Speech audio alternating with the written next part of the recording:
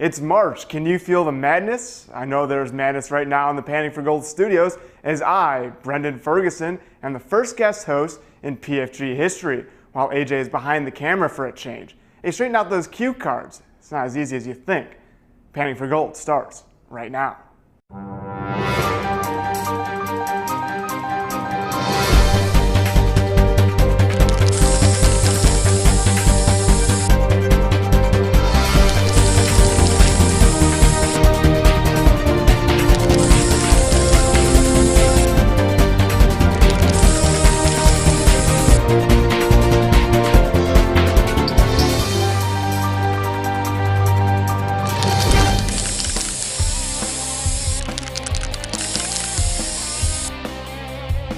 It's now time to get to the beat where we have news about Android app, Coach Lambert talking cribs, and also a lot of video to come, so don't waste any time. The beat starts right now.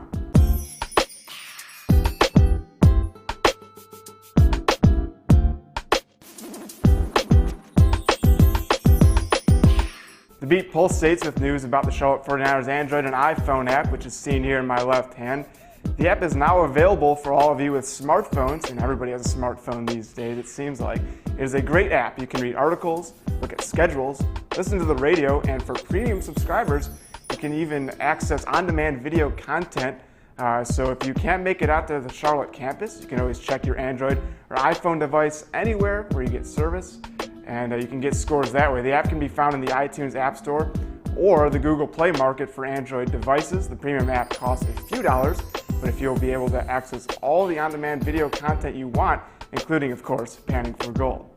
And if you've watched Charlotte49ers.tv in the past, you know that we like to give crib-style tours of some of the athletic facilities around campus. Well, next week, stay tuned to see our head football coach, Brad Lambert, give you a tour of the football stadium, offices, and field house. They're still working on that, of course. Football's still over a year away, but you want to stay tuned for that next week on Charlotte49ers.tv. And I know a few days have passed by since the Charlotte 49ers Classic track and field meet, but I thought we would show some of the top performances from the meet here on PFG. The 49ers had a good meet against teams like Gardner-Webb, Winthrop, and Pittsburgh, and etc. over the weekend. And here's some of the top moments from the team's first outdoor meet right here on the 49ers campus. Sprints and hurdles is where the 49ers led the way this past weekend. Joanne Blakeney won the 100-meter dash with a time of 11.56 seconds. Sheila Mungo won the 400-meter dash, and Leanna Morrison won the 400-meter hurdles at 59.06 seconds. And the 4x100 relay was won as well by Charlotte by almost 1 full second. The men's team also had some success with the 4x100 relay, winning it with a final time of 40.53 seconds. Other notables include Dakota Lowry winning the 2,000-meter steeplechase, Robert Wilson winning the men's pole vault, and Cordell Livingston winning the 400-meter hurdles. The track team is all over the place this weekend, and some of the team will head out to Palo Alto, California, all the way across the country.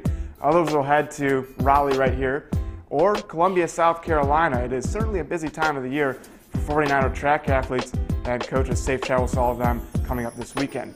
Moving along, it is now time for one of my favorite segments of the show. Friend of 49er, this week's guest, is the man who plays up the middle in the outfield. Center fielder Shane Brown joins us. Should be a good one. What's up, Niner Nation? Shane Brown, aka Bones, senior outfielder for the 49ers baseball team. Thought I'd take some time out of my busy week here, and answer some questions from you guys. The first one, Josh asks, you hit an inside the park grand slam in your first at bat as a freshman. You set the bar pretty high for yourself, wouldn't you say? I really don't know what to say to this one. I mean, my dad kind of told me it's all downhill from there. So yeah, I set it pretty high, and I'm trying to keep up with that, boy. I ain't hit many home runs since then, so. Perfect. Alex wants to know, when you play weekend series on the road, what do you do with all the downtime in the best A10 city to play in? With all the downtime, I usually sit in my room with my roommate, Shane Basin, and we watch all the weirdest movies we can find on HBO. Like last week, we watched Percy Jones against the Olympians, and imagine ourselves fighting evil zombies. Oh, best A10 city to play in, definitely St. Louis. I got to go up in the arch, and that was pretty cool. Anonymous asks, you're the best base stealer since Willie Mays Hayes in the movie Major League. I envision you nailing your batting gloves to the wall after every steal. Is this true? No, this is not true. I do not have enough batting gloves to do that. Niner 49er asks, your buddy and fellow baseball player Ross Steedley hosted Basketball Madness this year. How would you grade his performance? I think his performance was pretty good. I was a big fan of Jarrett's. I'd give Ross's performance a solid A-, and his hair grade probably a C+. Mark emails, May is closing in. I'm getting my mustache ready. Will you be participating in Mustache May? Will the team be doing it as well? We can get a school-wide campaign going. I will not be participating in Mustache May. My girlfriend will not allow me to do so, but the guys just finished doing their Mustache March, and I'm pretty sure a bunch of them will be doing it in Mustache May. All right, Niner Nation, Shane Brown signing out. Thanks for sending in your emails and tweets. We'll be on the road this weekend, but we'll be back next weekend, and hopefully we'll see you out at the Hayes. Become a member of the Bojangles Junior 49ers Club today. Kids 13 years of age and under are eligible to sign up and receive great Junior 49er Club benefits. Join today and help Norm the Niner cheer his favorite Charlotte teams to victory. And also check out the 49ers Gold Card, a great family ticket option that includes 4 tickets to all men's soccer, women's soccer, volleyball, and women's basketball games on one convenient season ticket. Log on to charlotte49ers.com for more information or call the 49ers ticket office at 704-687-4949. Scholarships are an important part of the university campus, and alumni at UNC Charlotte have the responsibility to help support this initiative. We can all display with pride the UNC Charlotte license plate, knowing that $15 of the cost goes directly back to the University Scholarship Fund. You can also support scholarships through the Brick and Tile campaign. State your claim at uncharlottealumni.org. And go Niners! This is Charlotte, the Queen City, a place 1.7 million people call home. And in 2013, Charlotte gets a new resident. In fact, they're building its house as we speak. It's something this city has never been able to call their own, until now. College football is coming to the Queen City. This is Charlotte. We are the Charlotte 49ers. I want to thank Shane Brown to take time out of his busy schedule to make that happen. The baseball team will start A-10 play this weekend when they head up to Kingston, Rhode Island to take on the Rhode Island Rams. And also starting A-10 play this week is the Charlotte softball team. They will host Temple and St. Joe's at the Phillips Softball Complex this weekend. I went down to talk to Coach DeVos and a few of the players to get their take on the A-10 finally starting up. Here's what they had to say.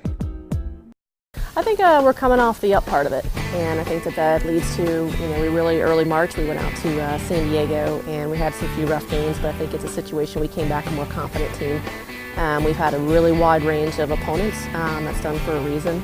You don't want to go out and play, or we don't want to go out and play over our head, for the first 20 games and be looking at, a record of 5-15. So I think that when we can see the higher levels and we can see the lower levels, it gives our team an opportunity to best prepare for conference play, because that's a lot of what our conference is at. There's a very, your top teams and there's your bottom teams, so we have to make sure we're prepared for different styles of pitching and different styles of play, and that's what our non-conference up to this point has gotten us. In fall, it was kind of like we had this great momentum going. I think everybody was so excited and we did really well, and then going in the beginning of spring, it was a little tough our first few games. I think all the girls, were kind of surprised by the amount of stress and pressure that came with the big games.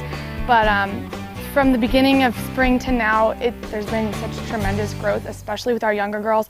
They've all stepped up and performed. Every single one of them has done something really great for our team. I think the last few games too, we've seen a lot more consistent defense, and that's taking care of the routine plays day in and day out, and that's something that we're just, going through some growing pains. And ultimately, we got to bring our, pitching-wise, we got to bring our ERAs down a little bit. We're going to hit with you and we're going to score with them, but we want to make sure that we're not giving up too many of that. So it's a day-by-day process, and everything's getting better, and they're getting more experience. But I think that's the key. That's the key at any time for anybody in softball is their pitching, and what they can do to control the game. I think we're in a really good place. I think we're at a place where there's still some room to grow, but we're somewhere where I think we're going to do a really great job in conference, and I think we have the potential to go very far as we can push ourselves. I think it's all up to everyone and how they think they can do. It's all about confidence, and I think right now we have the confidence to go very far. Well, Temple and St. Joe's, I think we're starting off definitely at the higher end of the A-10 play. St. Joe's and Temple, we both had an opportunity to finally play them last spring at the conference tournament. We played a 9-10 inning with St. Joe's, and we got to send Temple home. So we're not St. Joe's. We're seeing pitching we've seen before. We had a chance to watch them play a little bit out in California. And they're going to hit, they're going to be aggressive. It definitely made us a lot stronger. I think just going out there, the team kind of felt like we could take on anybody. We faced teams like Fresno State, San Diego State, teams that normally we wouldn't get a chance to play, who go into postseason every year. And so it was really exciting to just get the chance to even hit off those types of pitchers and show that we could keep up with those types of teams. And so we all got a lot out of it. And coming out of California, I feel like we felt a lot more able to beat any team that we came up against. The softball team will play Temple on Friday and Saturday and play a doubleheader with the St. Joe's Hawks on Sunday. Be sure to make it down there, especially if the weather stays like it has this week. And now to tell us whether or not it will stay nice this weekend, our own resident meteorologist, Garrett Biedenbaugh, joins us back in the studio to look at your weekend weather outlook. And Garrett, will I need a lot of suntan lotion as I head down to softball this weekend? Is it going to stay sunny and nice? Hi there, Brendan. Welcome aboard to Painting for Gold, your first hosting experience. So congratulations on that. You're a lot better than that old AJ guy. I hope you can stay around a couple of weeks. But we'll get to the weather right now. Speaking of that sunscreen, you'll need it, but you'll also need the umbrella here around the UNC Charlotte area. Friday, we'll see chances of showers and pop-up thunderstorms, really those air mass thunderstorms that we have during a heating of the day. We're in spring now, so that's what we're going to expect all the time now, really. We'll have temperatures around 80 here in the Charlotte metro region on Saturday for softball. Friday, Saturday, Sunday, bring those umbrellas. You could have a chance of showers and thunderstorms. We'll have temperatures on Saturday reaching the upper 70s, and on Sunday, mostly sunny skies with a chance of those pop-up thunderstorms every day this weekend, especially on Sunday, Saturday, Sunday, Friday, everything this weekend. We'll have it for you. So bring that umbrella and the sunscreen here around UNC Charlotte. And that's a check of your weekend weather update. Brendan, you'll need that sunscreen and the umbrella out there for softball this weekend, and you'll be on the call as well on charlotte49ers.com. I will be on the call as always, and we sit outside there for softball games, so hopefully the rain stays away and stays away from our equipment. Don't want to get any of that wet and have it malfunction anywhere. Yeah, we'll do the best. And if you ever need any weather information, at WX Garrett, my Twitter account, and yours, Brendan. Shameless self-promotion at BJ Fergus. It's Fergus. I kind of entertain you with a lot of things, lots of sports talk as well. And AJ will be back next week. I guess I'm not the Lou Gehrig to AJ's Wally Pipp. I'm going to just pinch it one time, but it's been a pleasure to host and also host with Garrett here. That's good for Panning for Gold. We're out. Take care.